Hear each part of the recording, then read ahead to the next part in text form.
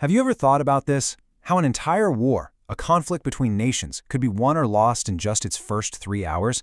I'm not talking about a single battle, but the entire strategic outcome.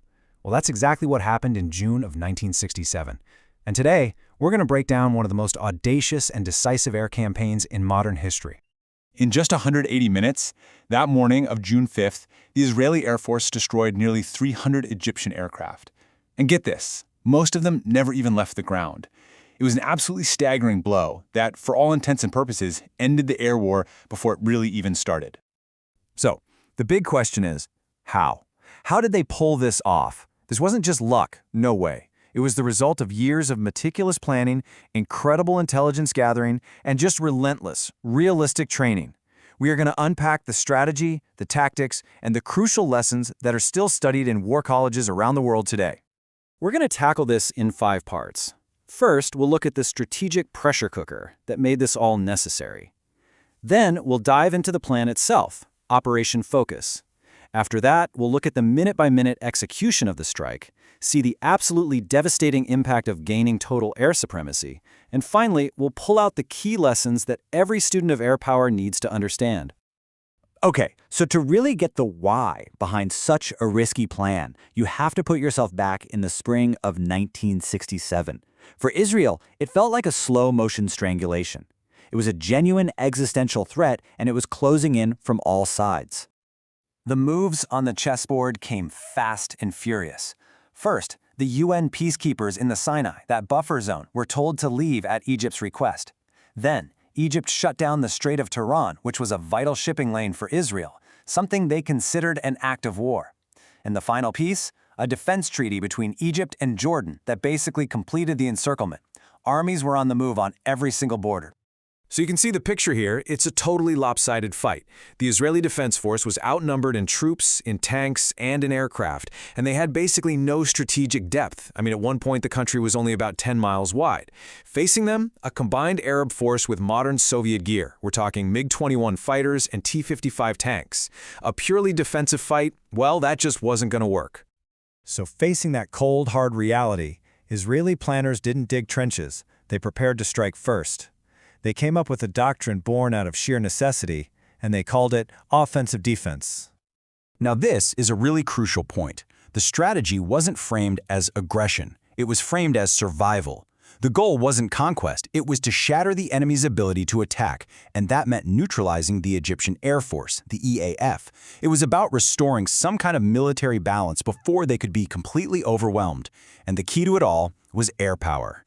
The plan itself, codenamed Operation Focus, was just breathtakingly bold.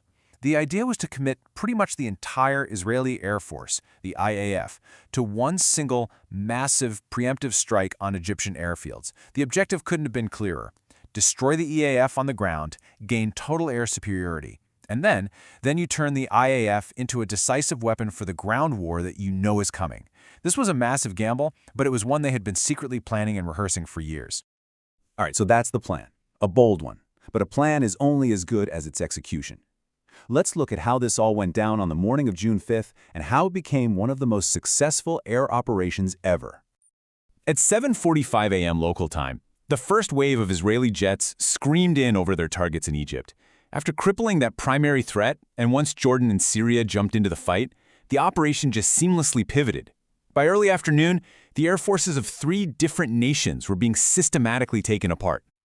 The tactical genius here was this simple but incredibly devastating 2-step process. First things first, you stop the enemy from fighting back. The lead jets in each wave use these special runway-busting bombs. They weren't designed to just make a hole, but to heave the concrete upwards, making repairs a total nightmare. Only after the runways were useless did the next aircraft come in to systematically pick off the helpless planes, all neatly parked and trapped on the ground. Success really hinged on a series of brilliant tactical moves. The attack came from the west, skimming the waves of the Mediterranean to stay under Egyptian radar, the one direction nobody was looking. You had Israeli radio operators fluent in Arabic, broadcasting fake orders to create total chaos in the Egyptian command and control. The pilots used these well-rehearsed, shallow attack profiles to spend as little time as possible in the kill box of the anti-aircraft guns. And it was just relentless. Wave after wave after wave kept the pressure on for hours. So what happens when you achieve total, complete air dominance in the first few hours of a war? Well, for the rest of the Six-Day War, the Israeli Air Force was free to become the decisive arm of the entire military. With no enemy fighters to worry about, the IAF became exactly what military planners dream of: flying artillery. Out in the open desert of the Sinai, they just decimated Egyptian armored columns. On the Jordanian front, over 800 strikes completely broke the back of their resistance. And against the heavily fortified Golan Heights, the IAF actually flew more missions than on the other two fronts combined, just methodically pulverizing Syrian defenses. I mean, just let that sink in for a second. Fortifications that had been built and hardened for nearly 2 decades were made useless in 48 hours. It's a powerful lesson in how concentrated air power can just shatter even the most formidable ground defenses, clearing the way for a rapid advance. So let's pull back for the big picture. Why is Operation Focused still a landmark case study? What are the key takeaways from this that are still critically relevant for anyone planning air combat operations today? Well, the victory was a textbook application of the classic principles of war. Surprise let a smaller force dictate the entire fight. Unbreakable operational security kept the plan a complete secret. They concentrated everything they had, nearly every single combat plane, on one objective: to guarantee success.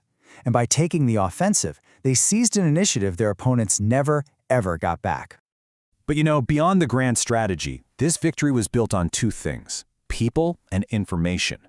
The pilots had gone through years of aggressive, realistic training, practicing low-level navigation and these shallow-angle attacks for this exact mission profile. The strike itself was guided by superb intelligence that detailed everything from airfield layouts to Egyptian patrol schedules. And finally, the leadership had the sheer courage to take a massive, calculated risk, betting their entire air force and really the nation's survival on one single decisive blow. This quote from a declassified analysis of the war just sums it up perfectly. The events of June 1967 rewrote the book on modern air warfare. It became the new gold standard for a preemptive air campaign, and its lessons were immediately baked into the doctrine of air forces all over the world. Which really brings us to our final thought. The technology today is worlds away from 1967. We live in an age of satellites, of cyber attacks that can paralyze command and control, of long-range missiles. And so the question for today's warfighter has to be this: are those fundamental principles we saw in Operation Focus, surprise, security, overwhelming offensive action, are they timeless? Or has the modern battlefield finally rendered this historic blueprint obsolete?